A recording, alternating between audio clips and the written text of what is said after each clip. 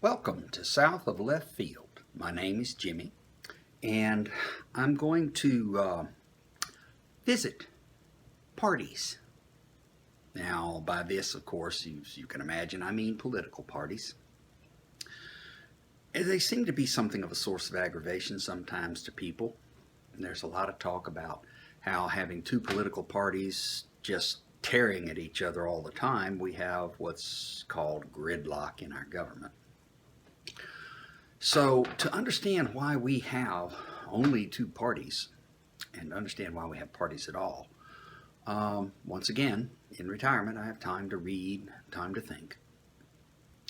And looking back, political parties, some not always called parties, but regardless of the names, effectively political parties have existed for centuries. The British, the French, the Germans, they have many parties, not just two. Of course, they have different governmental structure than we do. Um, One of the things I like about their multiple parties is the fact that if you don't really align with a party, if they're not chasing the issue that is most important to you, you can move to a party that does. Here in the United States, we seem to be sadly stuck with just these two choices and two parties that have been in power in over 150 years. Um, it's ossified like an old fossil. But political parties are inevitable because human beings are social creatures. You've got a large House of Representatives, you got a Senate, you're talking 100 or several hundred people here, and the only way for there to be a fairly consistent impact is you have to organize. And that's something that is innate in human nature. We are social creatures. You can take a dozen kids that don't know each other, throw them out on a playground together, and watch them arrange their own little society. They'll arrange into groups, they'll arrange into teams, a hierarchy will appear. There'll be those that lead, the kids will take on certain roles in their groups. It's just something that we do because it's what's allowed us to survive. During the era of hunter-gatherer groups and even early in agricultural groups, we simply got more done. We were safer. We were able to take care of each other. Our survival was improved because we organized ourselves into groups. So political parties are just a flat-out inevitability. They're not going to go away, and there is no governmental structure that will cause them to go away. Now, one of the things that kind of puzzles me is that the Founding Fathers, that collection of wealthy white men that we call Founding Fathers, when they started drawing up the documents that laid the foundation for what evolved into the government we have today, they never said a word about political parties. From their writings, it turns out, it was something they were very aware of. George Washington didn't want there to even be parties, refused to be any member of any party. He tried to maintain neutrality. It's kind of funny.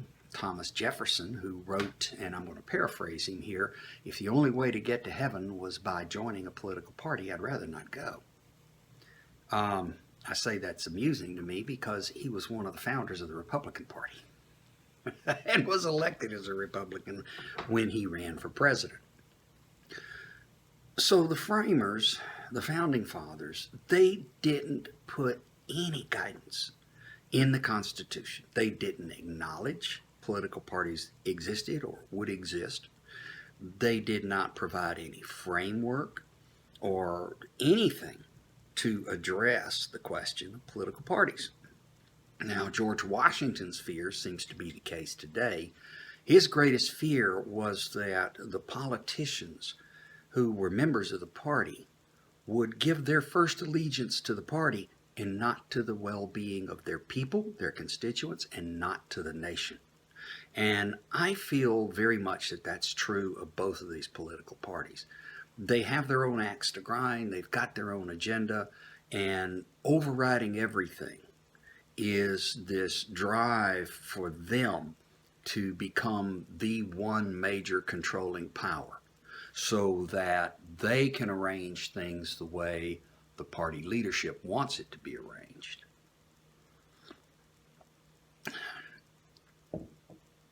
So here's the thing. Why are we only stuck with two parties? You ever wonder that? As it stands, the politicians of these two parties, and this is a complaint I heard on the right side of the playing field of politics, on the left side of the playing field of politics, and all in between, and I even hear it now south of the politics. When we elect a politician, they go to Washington and they don't pay any attention to us. They don't listen to us. The only time the politicians even know we exist, even acknowledge us, is when they're trying to cultivate our vote. And once they have it, they go their merry way. The fact that I have heard this complaint all across the political spectrum, all of my life, it's even fodder for comedians. But somehow, I never really felt an appropriate sense of outrage and resentment. How in the world can these politicians get into office and behave in this manner, and many of them remain in office their whole life? They go in as fairly young adults, and you end up with fossils after a while. You see them on TV and you wonder, my goodness, who voted for anybody that old? And this coming from a guy who's retired, and they look older than me. So why not the outrage? How do these politicians stay in power so long and just get returned to office again and again? And what I finally come down to is the realization that it has to do with the fact that we only have two parties. And that these two parties are the only two parties. They've been around over 150 years apiece. If you want to know who's responsible or what's responsible for the condition the country is in today, you have no choice but to look at these two parties. And I don't mean necessarily just the elected members of these two parties. I'm talking about the central core of the two parties, the RNC and the DNC. Because this is the clearinghouse for vast amounts of money that fund the activities of the party, vast amounts of money that are used to get the selected members of these parties elected and re-elected ad nauseum.